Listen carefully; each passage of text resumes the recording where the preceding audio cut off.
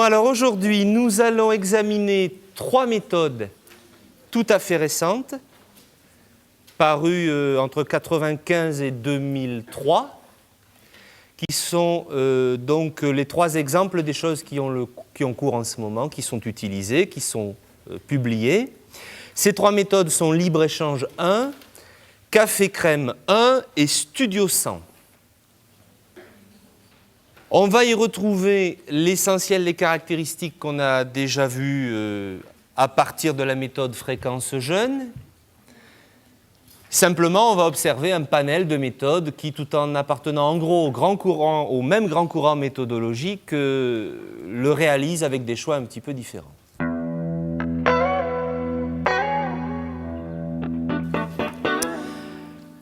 Alors, la première méthode que je vous propose qu'on examine ensemble, c'est donc Libre-Échange 1.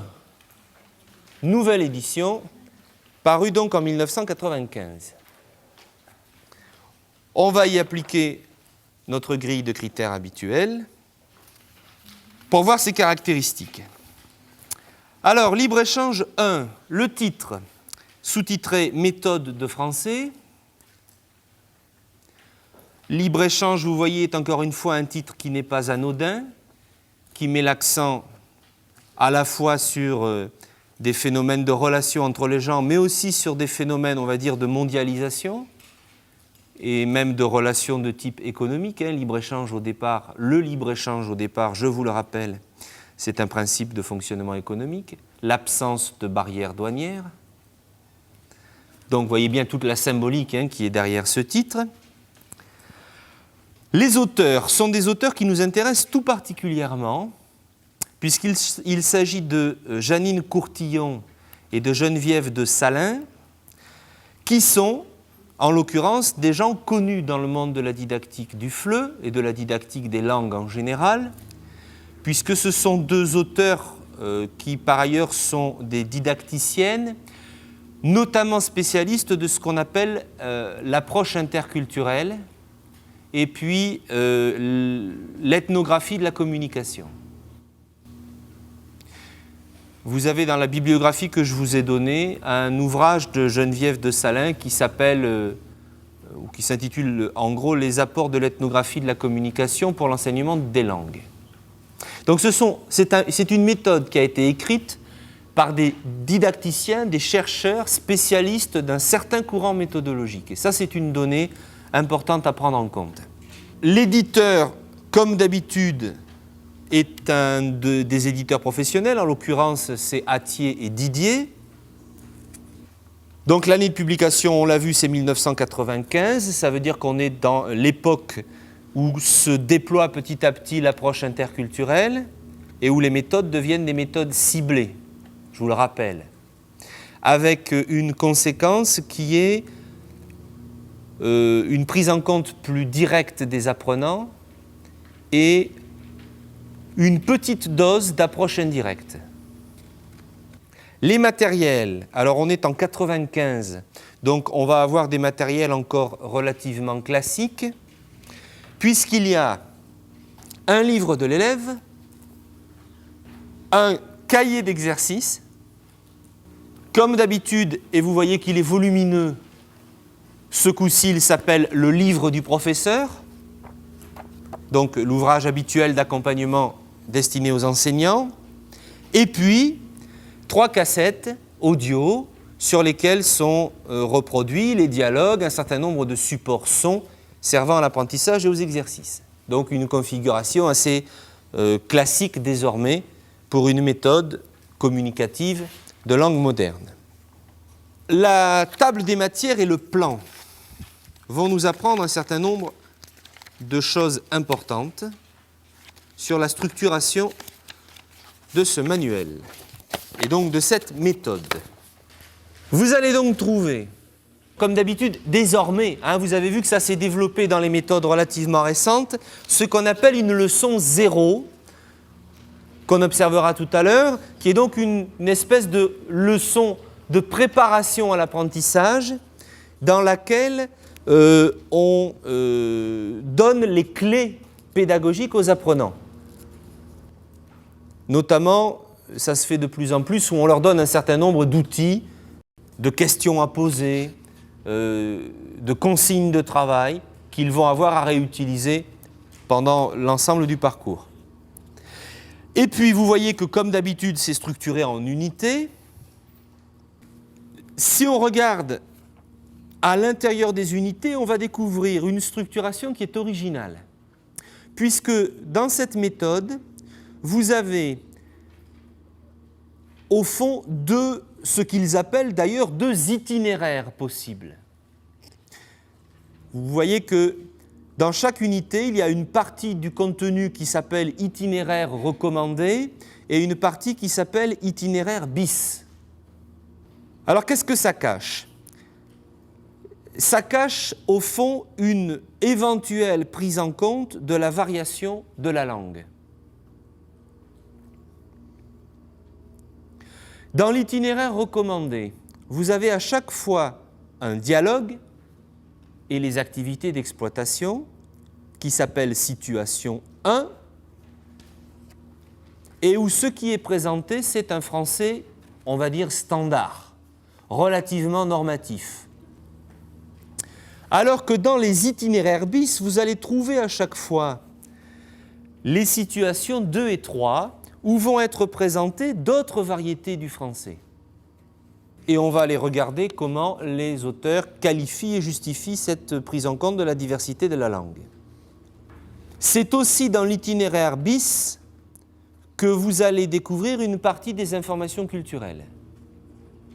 En revanche, c'est dès l'itinéraire recommandé, donc celui que tous les apprenants sont censés faire, alors que l'itinéraire bis est un itinéraire complémentaire éventuel mais non obligatoire, en tout cas d'après les auteurs de la méthode, c'est dès l'itinéraire recommandé, donc dans l'itinéraire obligatoire, qu'on trouve des données qui malgré tout relèvent de phénomènes culturels et même interculturels, puisque systématiquement, vous avez une partie qui s'appelle « manière de dire, à vous de parler ». Dans les manières de dire, on va trouver des choses dont nous avons déjà traité, c'est les usages de la langue et notamment les règles culturelles qui président aux usages de la langue. Qu'est-ce qu'on dit, qu'est-ce qu'on ne dit pas, comment on dit les choses, comment nos choix verbaux et linguistiques sont interprétés culturellement, socialement, etc. Ça, c'est la caractéristique principale de cette méthode que de proposer de cette façon de l'interculturel obligatoire, mais de la variation linguistique et des contenus culturels complémentaires, on va dire optionnels. Peu de méthodes ont fait le choix de proposer ce genre de structuration. On peut aussi regarder dans quel ordre, comme d'habitude, les activités et les intitulés sont proposés. Et évidemment, vous allez vous rendre compte que ça commence toujours, alors je dis évidemment, mais dans une des méthodes qu'on va voir, c'est un peu moins le cas. Et disons, on l'a vu d'une manière très générale, dès lors qu'on est dans une méthode communicative, ça commence toujours ou presque toujours par un dialogue qui est une situation de vie. Et c'est à partir du dialogue de la situation de communication que les apprentissages de la langue et de ses usages sont mis en place. Donc, situation 1, le téléphone sonne. Situation 1, unité 2, rencontre chez Michel. Situation 1, unité 3, l'apéritif entre amis. Et enfin, situation 1, unité 4, comment trouvez-vous Paris? Donc, des dialogues à propos d'activités qui peuvent se produire dans la vie quotidienne. Ça n'empêche pas qu'on trouve, ça ne va pas vous étonner non plus, même dans une méthode qui a fait un choix aussi clairement communicatif et interculturel, ça n'empêche pas qu'on trouve quand même une partie où il va y avoir des activités de type grammatical et des activités de type, on va dire, phonétique ou phonétique et phonologique, portant sur la prononciation, puisque après avoir travaillé le dialogue, les manières de dire, on entre dans votre grammaire et dans découvrez les sons. Voilà pour ce qu'on peut dire d'essentiel sur cette structuration telle qu'elle est présente dans la table des matières. Et ce que je vous propose, c'est qu'on aille voir dans l'introduction, dans les commentaires pédagogiques, comment les auteurs justifient leur choix. Alors, comme d'habitude, on trouve ces informations dans deux parties de l'ouvrage. On les trouve à la fois au début du livre de l'élève, c'est l'avant-propos qui est à la page 3, et on le trouve de façon évidemment beaucoup plus détaillée dans la présentation de la méthode destinée aux enseignants. En l'occurrence ici, la présentation qui est dans le livre de l'élève est presque plus détaillée, en tout cas l'avant-propos est presque plus détaillé que celui qu'on trouve dans le livre destiné aux enseignants. Alors, comment les auteurs justifient leur choix? Qu'est-ce qu'ils nous disent de ça? En termes d'alternatives entre les parcours et de choix de variété linguistique, j'attire votre attention sur le fait qu'on nous dise dès le début « Libre-échange est une méthode à deux vitesses qui répond aux besoins précis de deux publics distincts ». Quand on parle de méthode ciblée, on en a là une illustration très claire. Chaque unité comporte 3 modes de communication et donc voilà comment ils sont intitulés. La situation 1 est en registre de langue standard, elle constitue le parcours obligatoire. Les situations 2 et 3 constituent un parcours secondaire qui présente alors ce qu'ils appellent la communication en style familier et la communication en style soutenu. Ça veut dire en gros qu'on vous présente 3 grands types de variétés de français. Vous voyez bien, hein, familier, standard, soutenu. Au passage, quand même, vous remarquez qu'on a conçu comme obligatoire le parcours qui passe par une espèce de français normatif moyen. C'est-à-dire qu'on n'a quand même pas encore fait de la découverte de la variété et de la variation de la langue un impératif. On part du principe qu'un apprenant de français langue étrangère peut n'apprendre que le français à travers un registre standard, normatif moyen. On ne fait pas le choix, alors que d'autres méthodes le font, au moins d'exposer les apprenants, voire même de former les apprenants obligatoirement à la variation linguistique. Donc, on peut dire que de ce point de vue-là, il reste dans cette méthode, qui par ailleurs fait des choix qui sont très actuels, une certaine conviction, voire une certaine tradition d'un rapport à une langue moyenne qui n'inclut pas nécessairement la variation, l'hétérogénéité comme une caractéristique fondamentale. C'est ça que ça veut dire. Le deuxième point qu'on peut observer dans cet avant-propos, c'est, sa présentation en paragraphe numéroté le montre très bien, c'est le fait que, et ça va être vrai pour toutes les méthodes que nous allons voir, on a affaire à des méthodes extrêmement structurées, incluant des activités qui reviennent de façon régulière, hein, comme on l'a déjà vu, chaque unité ayant la même structure, y compris donc des supports d'exploitation et des activités d'évaluation. En ce qui concerne les aspects plus spécifiquement culturels, il faut qu'on les regarde d'un peu près puisque les auteurs sont des spécialistes de l'approche interculturelle. On observe 2 points importants. Donc on a vu qu'il y a quelque chose qui s'appelle manière de dire. Voilà comment c'est justifié. Lié à la situation 1 ou aux situations 1, 2, 3, cette activité fonctionnelle incite les apprenants à repérer, relever et classer les différentes formulations des actes de parole spécifiques à chaque unité. Cette activité devrait être suivie d'une brève réflexion comparative sur les emplois des différents registres de langue. Donc, l'idée c'est, dans cette méthode, il y a plusieurs registres de langue, il ne suffit pas de les présenter, encore faut-il former les apprenants à leur utilisation consciente. Pourquoi il y a plusieurs façons de dire la même chose? Qu'est-ce que ça signifie? Comment on se sert de cette variété linguistique? Et puis, les apports culturels. Alors, j'attire votre attention sur le fait que ça s'intitule « La France au quotidien ». Et vous savez qu'en didactique des langues, l'alternative a longtemps été et reste aujourd'hui pour les enseignements culturels, soit la culture collective patrimoniale, les monuments, les beaux-arts, éventuellement même les informations sociopolitiques ou géographiques, soit la culture de la vie quotidienne. Et le fait que ça s'intitule La France au quotidien, de ce point de vue-là, est un choix qui est significatif. Et donc, voilà ce qu'on trouve dans cette rubrique, dans ces apports culturels.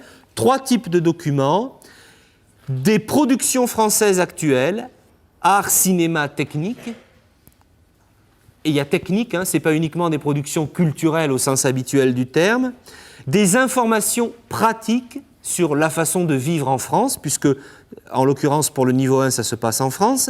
Et puis, et c'est là que l'approche interculturelle se manifeste clairement, une présentation des comportements des Français sous forme de textes écrits à orientation ethnographique.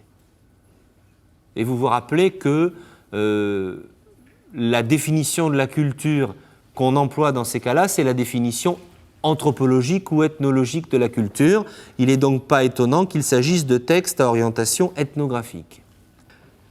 Et je termine avec cette remarque qui est faite et qui me semble importante. L'image qu'il présente des Français peut être critiquée et donner lieu à des discussions. Et là, ça fait écho à quoi ? Ça fait écho à une activité importante de l'approche interculturelle, c'est ce qu'on appelle la déconstruction des stéréotypes. Tout discours qui porte sur les membres d'un groupe culturel, d'un groupe linguistique, à plus forte raison d'un groupe national, comme les Français, avec une majuscule, est un discours qui a tendance à en donner des images stéréotypées. C'est-à-dire qu'on généralise abusivement et à la rigueur qu'on caricature. Et donc, l'idée, c'est d'éveiller la vigilance des apprenants sur le fait que les véritables humains en question ne sont pas des stéréotypes ambulants et ne correspondent pas aux caricatures qu'on en fait. Et donc, même s'il existe des caricatures du français, béret basque, baguette sous le bras, camembert qui pue, ou du français dragueur, café et croissant à la terrasse, tous les Français ne sont pas des dragueurs porteurs de béret basque. Mais qu'il y a des tas de gens qui peuvent être en même temps porteurs de caractéristiques culturelles communes et aussi très différents les uns des autres. C'est ça l'idée. Donc, attention aux stéréotypes, soyez vigilants à rencontrer les personnes au lieu de penser rencontrer des caricatures vivantes. C'est ça qu'on essaye d'éveiller chez les apprenants, et c'est quelque chose qui est très important parce qu'évidemment tout apprenant a lui aussi en tête des stéréotypes et des caricatures. Quand nous avons appris des langues, des cultures et donc que nous avons imaginé les gens qui les vivent et qui les parlent, nous avions tous en tête, et nous avons peut-être encore en tête, des caricatures qui correspondent à ces populations-là. Et ça, c'est un des points clés de l'approche interculturelle. L'autre point, il est important, on l'a déjà vu, je vous le rappelle rapidement, c'est le fait de ne pas centrer une langue et une culture sur quelque chose d'homogène, mais d'y mettre de l'hétérogénéité. Donc l'hétérogénéité de la langue, l'hétérogénéité des pratiques culturelles, mais aussi tout simplement l'hétérogénéité des populations qui parlent, qui utilisent, qui vivent cette langue. Donc on peut aller voir dans les contenus ce qu'on trouve justement. Comment tout ça est mis en œuvre ? Alors, on peut regarder ensemble à la leçon 0. Dans la leçon 0, on a les présentations des personnes, des acteurs de cette méthode, des dialogues qu'on va y voir. Donc on familiarise les apprenants avec les personnages, comme souvent. Évidemment, c'est une leçon qui vise l'acte de langage qui consiste à prendre contact, à se présenter, puisque c'est un rituel obligatoire avant toute communication. Et puis, vous avez dans la leçon 0 un certain nombre de mini-situations qui, si vous regardez de près, servent à l'apprenant à découvrir comment poser des questions de base et donner ou recevoir des consignes de base. Où es-tu ? Qu'est-ce que c'est ? Bonjour, allô, qu'est-ce qui se passe ? Je suis désolé. C'est-à-dire, au fond, les petites béquilles de la communication quotidienne, les petits éléments linguistiques dont on a besoin pour réguler nos échanges et pour parler avec les gens. Et toujours dans cette leçon 0, nous avons c'est souvent le cas, hein, la France et ses régions, avec juste en dessous, et on voit qu'on est dans une approche plus moderne, plus récente et aussi un peu interculturelle, la carte du monde avec ces deux questions. De quel pays êtes-vous? Donc on s'adresse aux apprenants et on les implique. Quel pays connaissez-vous? Dans quel pays parle-t-on français? Dimension internationale de la francophonie. Dans le manuel, c'est en couleur. Les pays où on parle français ne sont pas représentés de la même couleur que les pays déclarés non francophones. Et puis, et on termine avec ça, alors on nous a parlé de situation 1, de situation 1, 2, 3, avec des dialogues présentant des variétés linguistiques différentes. Je vous invite donc à observer ensemble les situations en question. Donc vous avez la situation 1, français standard normatif moyen, 2 dialogues téléphoniques. Allô? Non, c'est Pierre, vous voulez parler à Michel. Michel, téléphone. Quoi? Qu'est-ce que c'est? C'est le téléphone. Où es-tu? Je suis dans la piscine. Viens, dépêche-toi, j'arrive. Puis Michel prend le téléphone et on a droit à un deuxième dialogue. Si on va voir, donc ça c'est le français réputé standard normatif moyen. Si on prend l'itinéraire bis, on a donc dans un français familier ou dans un français soutenu, les choses suivantes que je vous lis. Situation 2, français familier. Allô? Bonjour madame, c'est Eric. Ah, bonjour Eric, comment vas-tu? Très bien, merci. Est-ce que Rémi est là, s'il vous plaît? Oui, oui, un instant. Rémi, téléphone. Qui c'est? C'est Eric. Ok, j'arrive. Allô Eric, ça va? Ben ça alors, il a raccroché, qu'est-ce qui se passe?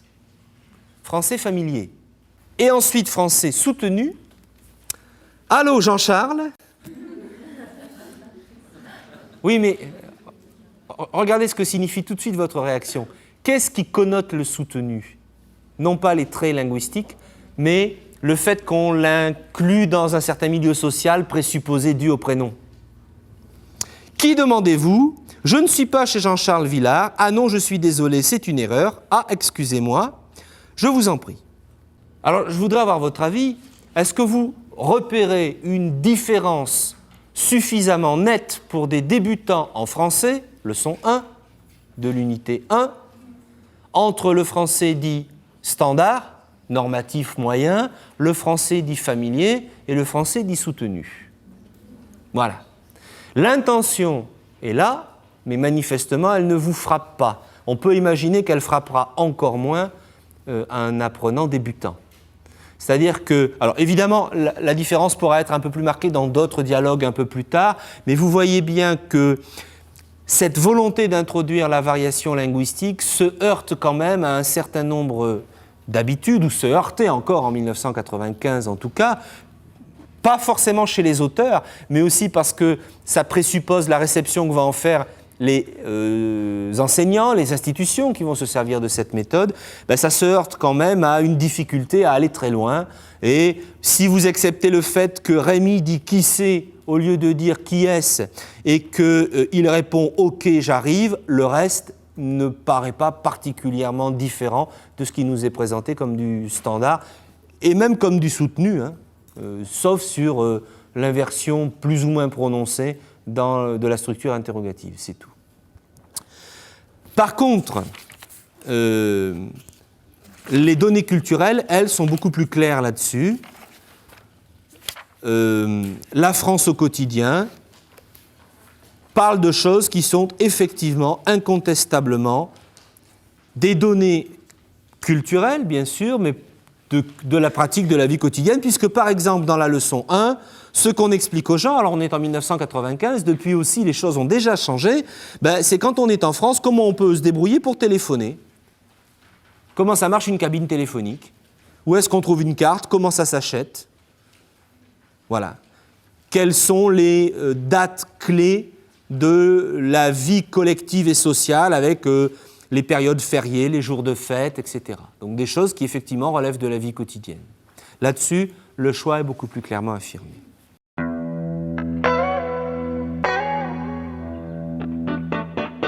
Alors, ce que je vous invite à faire, c'est aller voir dans les autres méthodes. Donc, celle qui a suivi peu de temps après, c'est Café Crème, 97. Alors, Café Crème. Donc, une méthode publiée en 1997.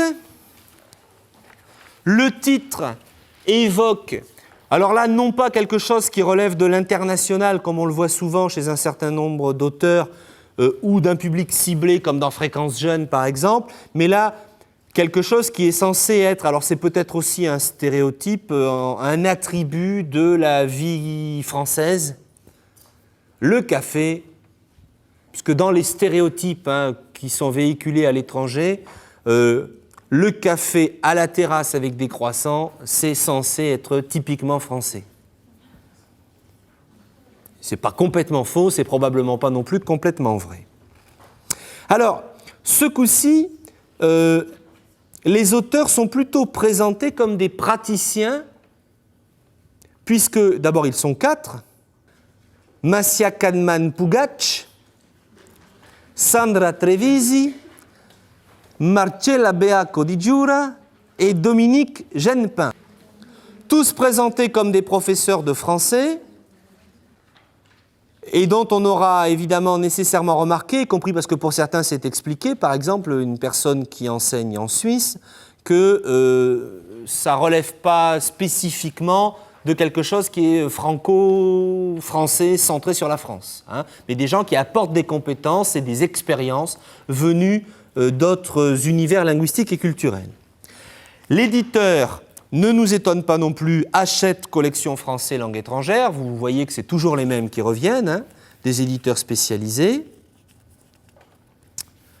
Donc, 1997, les différents auteurs se sont partagés des parties spécialisées du contenu. Il est rare que ça soit dit, c'est dit dans cette méthode-là. Donc une personne spécialiste plutôt des parties qui s'appellent découvertes, on va les voir, une autre pour la grammaire, une autre pour parole en liberté, donc les exploitations pédagogiques, et une autre pour la civilisation, les aspects culturels. Alors, les matériels et les supports de Café Crème, que je n'oublie rien. Donc, le livre de l'élève,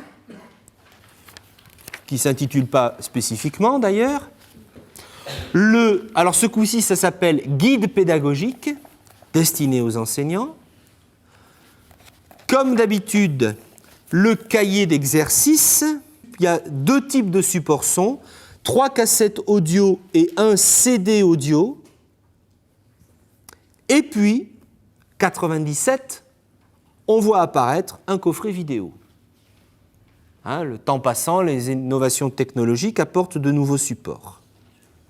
Alors, comme d'habitude, on regarde la structuration de la méthode par sa table des matières. Dans le livre de l'élève, la table des matières est relativement succincte et elle n'annonce que les parties, les unités et les intitulés des supports. Il n'y a aucune information spécifique à la fin sur, je les cherche et je vais vous les retrouver, les contenus détaillés. En revanche, séparé de la table des matières, il y a dans cette méthode ce qui s'intitule un tableau des contenus. 4 parties intitulées « Bonjour, à mon avis, dis pourquoi, alors raconte », des situations de communication. Et on va prendre pour exemple la partie 1, mais c'est vrai pour toutes les parties. Les contenus sont présentés dans un tableau qui donne en priorité le thème. Vous vous rappelez de cette approche thématique qui est là depuis les méthodes notionnelles fonctionnelles, le thème du dialogue et des supports d'activité, après quoi on présente le savoir-faire. Je vous rappelle que c'est en termes de savoir-faire qu'on formule les compétences en pédagogie. Donc, le thème, c'est la présentation. Le savoir-faire, c'est se saluer, se présenter. Après quoi arrive le vocabulaire. Et donc, dans la leçon de bienvenue, qui est une espèce de leçon 0, encore une fois. Le vocabulaire, c'est les mots dans la classe. Et enfin, la grammaire. En l'occurrence, il s'agit de « je m'appelle ». Et vous voyez dans quel ordre sont données les informations. La priorité, c'est le thème, puis les compétences, le savoir-faire, et ensuite viennent les contenus linguistiques, les caractéristiques techniques, le vocabulaire et la grammaire. Donc c'est typiquement un outil qui a un fonctionnement communicatif, en tout cas dans son organisation. À la fin de chaque partie étant constituée de 4 unités, il y a un élément dit de civilisation qui porte sur des données culturelles. Et vous voyez que les 4 qui nous sont proposés sont espace, couleur, rythme de vie et Paris capitale, où on voit à la fois des choses qui relèvent de la vie quotidienne, comme rythme de vie, et des choses qui relèvent d'une vision un peu plus traditionnelle, et peut-être même un peu plus stéréotypée des données de civilisation, comme la présentation de la capitale du pays. Ensuite, on vérifie ce sur quoi les auteurs mettent l'accent en termes de présentation et de choix pédagogiques et didactiques. On peut retenir 3 points importants dans ce qu'ils disent. D'une part, on vise, alors c'est le niveau 1, on vise les acquis de base, ce qui, vous le savez, devient de plus en plus une règle, c'est-à-dire le fait qu'on donne aux gens des outils importants, fondamentaux, sans avoir des degrés d'exigence trop élevés. Hein, c'est l'abandon du purisme et de l'encyclopédisme en didactique des langues dont on voit ici un résultat. Ils mettent le choix sur leur stratégie pédagogique, sur l'organisation, la structure.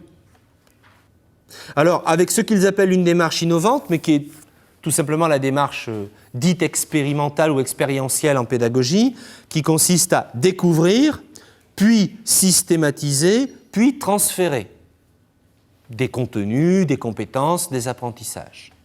Donc on découvre grâce à la situation de communication, on systématise en ayant une maîtrise consciente et on transfère en s'en servant dans d'autres situations de communication.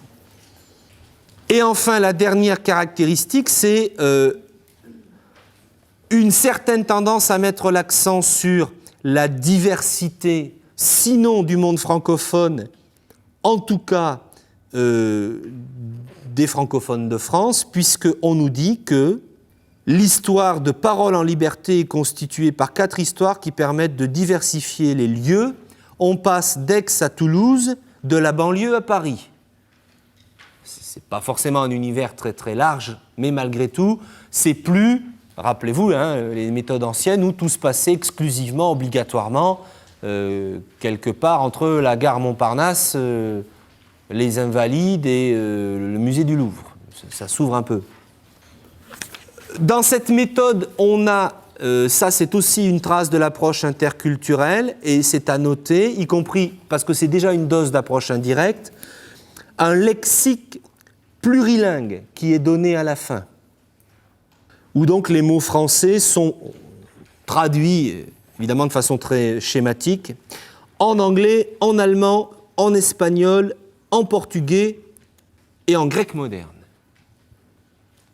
C'est une façon de cibler les utilisateurs de cette méthode aussi, évidemment. Pour ce qui est de la structure type de l'unité et des types de contenus, on peut reprendre les éléments qu'on a sous les yeux. Donc, chaque unité propose des objectifs fonctionnels, c'est-à-dire des objectifs de communication, et des objectifs linguistiques qui servent les objectifs fonctionnels. Et donc, je vous invite à observer les dialogues qui servent à apprendre à se présenter, et vous allez remarquer un choix qui lui aussi est innovant et interculturel. Le dialogue A, c'est « Kyoko et Thierry sortent de l'université. Salut, je m'appelle Thierry, et moi Kyoko, tu es japonaise. Oui, tu es étudiante. Oui, j'apprends le français, mais à Tokyo, je suis journaliste. » Et d'autres dialogues où les protagonistes se diversifient. Ça veut dire quoi? Et les auteurs le disent dans guide pédagogique. Ça veut dire qu'il considère que les personnages et les pratiques linguistiques qu'on va entendre ne sont pas nécessairement celles de français francophones, mais de n'importe quelle personne qui parle français, y compris des étudiants étrangers apprenant le français, qui peuvent faire en gros écho à une partie des utilisateurs, des apprenants qui vont utiliser cette méthode. Si on regarde les éléments de type culturel, et je terminerai avec ça, voilà la partie espace. Donc, les données espace portent sur l'ensemble des territoires français, y compris, ça devrait paraître évident, mais ce n'est pas toujours le cas, les territoires et départements d'outre-mer, la géographie de la France et les différents types de paysages.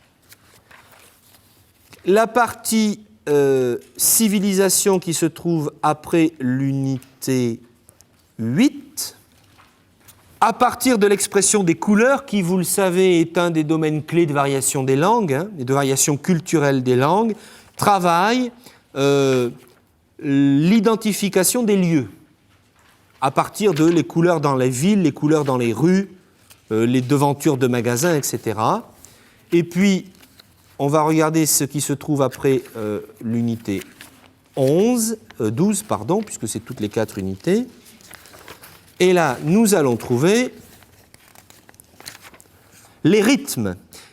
Et là, on a quelque chose qu'on vient de rencontrer dans Libre-Échange, le calendrier de la vie collective, les vacances scolaires, les fêtes religieuses, civiles, commémoratives, les manifestations sportives, les manifestations culturelles, les gâteaux, les rituels qui sont liés à un certain nombre de périodes de l'année.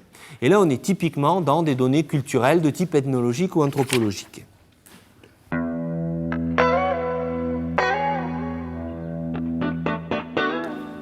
Et donc, on va terminer en allant observer la méthode la plus récente que nous ayons à disposition, que je viens de récupérer, et donc ça sera une surprise pour vous. C'est la méthode Studio 100. Alors, la méthode Studio 100 a été publiée en 2001. Son titre fait référence à la radio et à la télévision, évidemment. Sur la couverture, il y a un certain nombre de photos qui représentent des personnes en train d'écrire, des personnes en train de parler ou d'utiliser un ordinateur. Donc c'est une méthode dont les supports sont devenus habituels, le livre de l'élève, le cahier d'exercice, le livre du maître, des cassettes audio sur lesquelles sont reproduits les dialogues et un CD sur lequel sont reproduits les supports d'exercice. Le CD accompagne les cahiers d'exercice. Il n'accompagne pas la méthode elle-même, enfin le livre de l'élève, le support principal de la méthode. Alors, les caractéristiques de Studio 100. Les auteurs, ils sont nombreux, ils sont 5. Christian Lavenne, Evelyne Bérard, Gilles Breton, Yves Cagnier, Christian Taliante, dont les qualifications professionnelles ou institutionnelles ne sont pas précisées. Vous savez que c'est un choix qui est fait par certains auteurs. Les matériels et supports, on l'a vu. Alors, le plan, la table des matières. La méthode est structurée en 4 parcours. En gros, les parcours correspondent à ce que, par ailleurs, on a pu appeler une partie, par exemple, ou une unité. Chaque parcours porte sur un thème ou un acte de communication ciblé.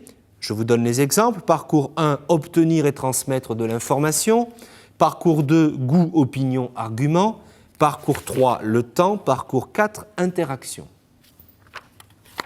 À l'intérieur, et ça c'est une caractéristique de cette méthode, c'est découpé en séquences et non pas en unités organisées toutes de la même façon.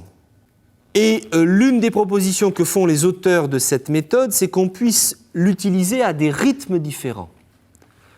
qu'on puisse soit répartir les séquences sur un rythme scolaire, soit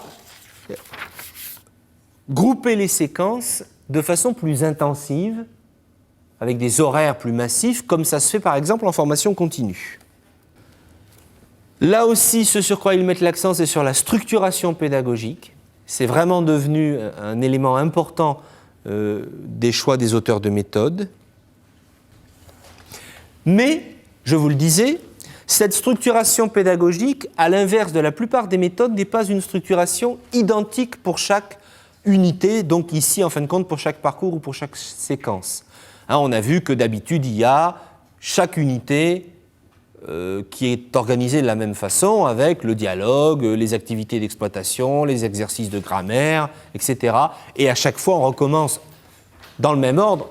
En tout cas, c'est présenté dans le même ordre dans la méthode. Après, les enseignants et les élèves peuvent éventuellement le pratiquer dans un autre ordre, mais c'est organisé de façon toujours identique. Là, ils ont fait un choix original, rare, qui consiste à, ils le disent très clairement, ne pas organiser la méthode autour d'un schéma répétitif qui consiste la plupart du temps à articuler chaque unité ou leçon autour d'un dialogue central suivi d'activités grammaticales et d'exercices. À l'inverse, une séquence de studio propose toute une série de petits noyaux d'apprentissage s'appuyant sur des supports variés, mettant en jeu une ou plusieurs compétences de communication. Donc, au lieu d'avoir une organisation toujours identique, on a à chaque fois des mini-séquences avec des noyaux supports qui peuvent être extrêmement variés. Alors, on peut d'ailleurs aller vérifier ce que sont ces mini-séquences. Alors, évidemment, il y a une séquence 0 où les gens apprennent à faire connaissance. Et je prends la séquence 1 qui s'appelle contact. Donc, il y a des objectifs qui sont savoir-faire, se repérer dans l'espace et dans le temps, identifier les personnes, donc des objectifs de communication, ce qui implique du contenu grammatical, du contenu lexical, phonétique et du contenu culturel. Comment est-ce qu'on se salue ? Ce qu'on propose de faire dans cette séquence-là, c'est que les gens écoutent des mini-dialogues, donc ces deux répliques, et qu'ils disent quelle est l'image, elles ont chacune une lettre, qui correspond au dialogue qu'ils viennent d'entendre. Donc ils associent des mini-dialogues à des situations. Pour la prise de parole, c'est exactement la même chose. On les met en situation de passer des petits coups de téléphone. Et ça continue ainsi avec toute une série de mini-activités. Donc vous avez des photos avec des personnes qui sont en train de faire des choses dans la vie quotidienne et on dit qu'est-ce qu'ils font ? Écouter et trouver la profession de chaque personnage. Par exemple, il y a une personne qui s'adresse à une autre et qui lui dit « Je peux vous poser quelques questions, c'est pour le journal Le Monde. » Vous avez mis du temps à trouver la profession, hein, manifestement. De la même façon, il y a des mini-activités qui portent sur les lieux, etc., etc. Donc vous voyez que le choix qui est fait, c'est qu'au lieu d'avoir un grand dialogue avec tout qui gravite autour, on construit pour chacun des micro-éléments des compétences des mini-supports qui y correspondent. Et c'est lié au choix pédagogique qui consiste à dire on peut l'utiliser de façon extensive, donc très peu d'heures par semaine, dans ce cas-là, on va prendre une toute petite partie des supports, ou de façon intensive, et dans ce cas-là, on va travailler beaucoup de supports en même temps. Ce qui est moins évident avec des méthodes organisées de façon rigide autour des mêmes dialogues, parce que, vous l'avez connu, quand les dialogues sont trop longs et qu'on travaille en méthode extensive, qu'est-ce qui se passe ? Les enseignants disent « Aujourd'hui, on va faire le premier tiers du dialogue. » Oui, mais est-ce que le premier tiers du dialogue constitue vraiment un tout communicatif, signifiant, cohérent ? Pas toujours. On voit même des fois où le dialogue est coupé. Par exemple, il y a 24 répliques, on coupe à la 12e. La 12e, c'est une question. On s'arrête là, tant pis, la réponse, on la verra la semaine prochaine. On ne peut pas vraiment dire que ça soit d'une grande cohérence communicative. Mais ça met les gens en situation de faire des découpages plus ou moins arbitraires. Eux disent, puisqu'on peut varier l'intensité du travail, on abandonne les grands supports, les supports trop longs, et on travaille que sur des mini-supports. C'est ça l'idée. Ensuite, et je termine avec ça, 2 caractéristiques qui ne vont pas vous surprendre, mais qui sont importantes. C'est dit très simplement, mais ça s'intitule « Une langue vraie ».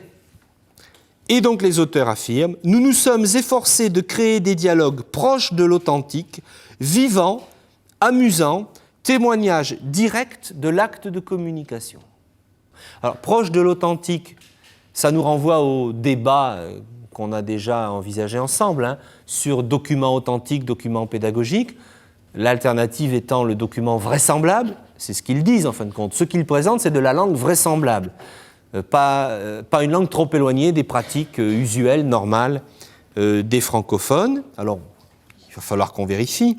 Et puis, évidemment, on dit, c'est une méthode qui date de 2001, qui se répand depuis 2002-2003, hein, interculturel, nous avons privilégié l'aspect interculturel dans la découverte de la dimension socio-culturelle de la langue française. Il est en effet essentiel que l'étudiant puisse échanger sur sa propre culture, sur son environnement et sur son mode de vie. La culture et la langue des apprenants qui est intégrée dans l'apprentissage du français. N'oublions pas que le français n'est pas utilisé uniquement en France par des francophones, mais partout dans le monde par des locuteurs parlant des langues maternelles différentes. Et là, on est vraiment dans l'hétérogénéité de la langue et de ses usagers. Et donc, derrière, des identités socioculturelles et des pratiques culturelles qui y sont associées. Là, c'est affirmé très clairement comme un choix fort dans une méthode extrêmement récente. Dernière chose, prise en compte, parce que cette méthode est très récente, d'un outil de référence qu'on verra ensemble très bientôt, c'est le cadre européen commun de référence.